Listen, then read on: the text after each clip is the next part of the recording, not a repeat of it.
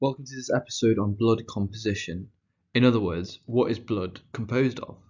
Now, blood is composed of cells and plasma. So the main thing that people think when it comes to blood is it carries oxygen. Yes, collectively, blood can be oxygenated. There's oxygenated blood, there's deoxygenated blood. But we're trying to be specific and we're looking at it from a cellular standpoint. So if I were to process blood in a test tube, let's say a phlebotomist or someone in the hospital draws blood and then that gets processed in a lab, for instance, the red blood cells would be at the bottom, represented in red here.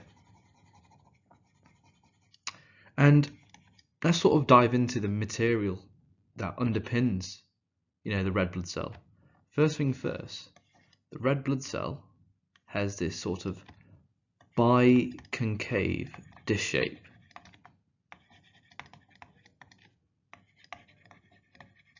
This biconcave disc shape allows the red blood cells to maximize its surface area, increase its surface area. For what special type of protein? Does anyone know? Yes, you're right, hemoglobin. So it maximizes the surface area for hemoglobin.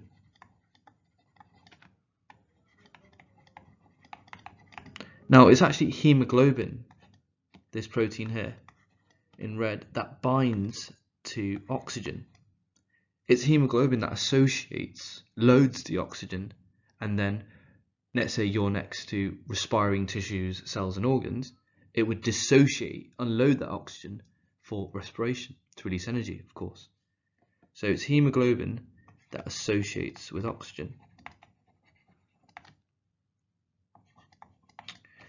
Another thing that's so special about this red blood cell is that it shares a feature with prokaryotic cells, bacterial cells. Well, bacterial cells have this defining feature of not having a nucleus, and this is the case with red blood cells. It has no nucleus. The significance of this, well, if there's no nucleus, there's more hemoglobin. There's more HB, which is a shorthand for hemoglobin. Of course, in the exam, write hemoglobin. So if there's more hemoglobin, there's going to be more oxygen. More oxygen can be transported, delivered by Amazon and so on and so forth. Obviously, not by Amazon, but let's think to the rest of the body. So that's red blood cells. Now you have a bit above here, sort of white. It's called a Buffy coat, if you want to go into much more detail. But we're concerned on the two parts that make up that region. The first one is, what do you guys eat food on? Yes, exactly, plates. So you've got platelets. Platelets serve one purpose. These sort of, essentially, they look like dots, really. Okay. These platelets serve a purpose, and their goal is essentially to form scabs, to form clots. The significance of this, of course, is to prevent bleeding.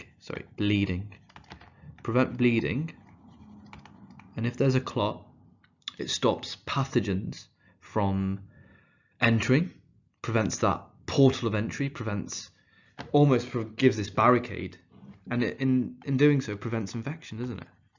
So it prevents infection and pathogens.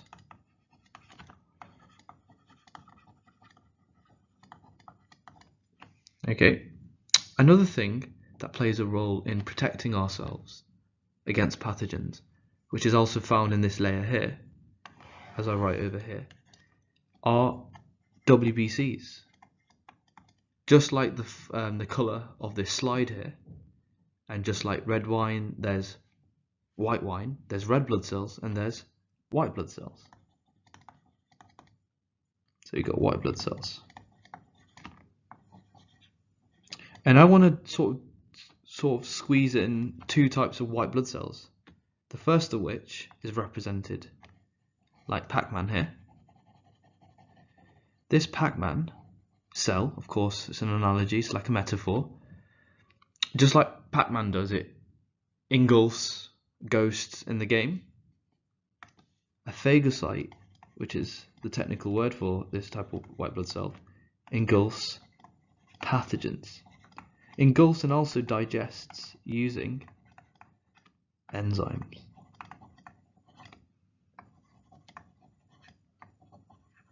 So yeah, seeks and destroys pathogens. So I should write pathogens over here.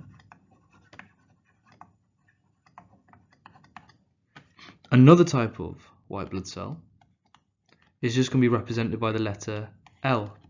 L for lymphocytes. And lymphocytes, they produce these specific antibodies, which are these Y-shaped proteins here.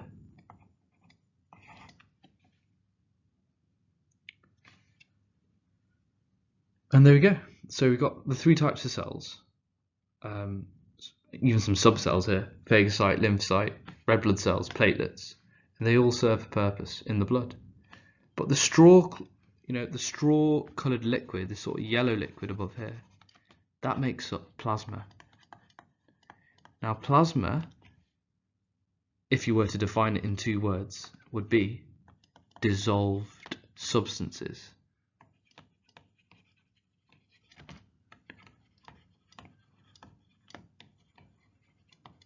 Dissolved substances. And in essence, dissolved means anything that's in a liquid, okay? And this is where you have to draw ideas, bring links to the nutrition topic or balanced diet topic. So think about glucose. Glucose is going to be found. Amino acids are going to be found.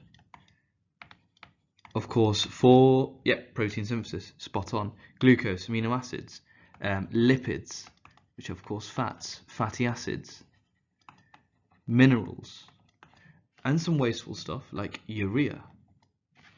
Not to mention glycerol.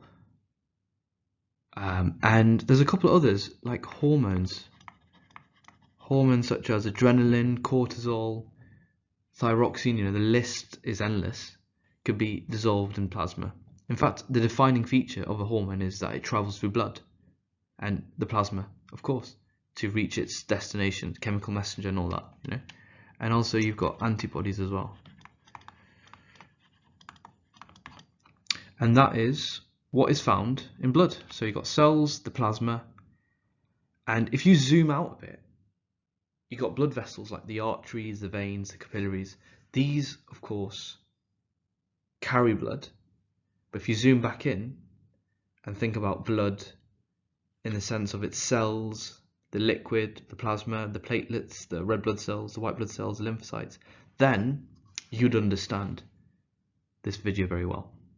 All the best, take care, and I'll see you in the next episode.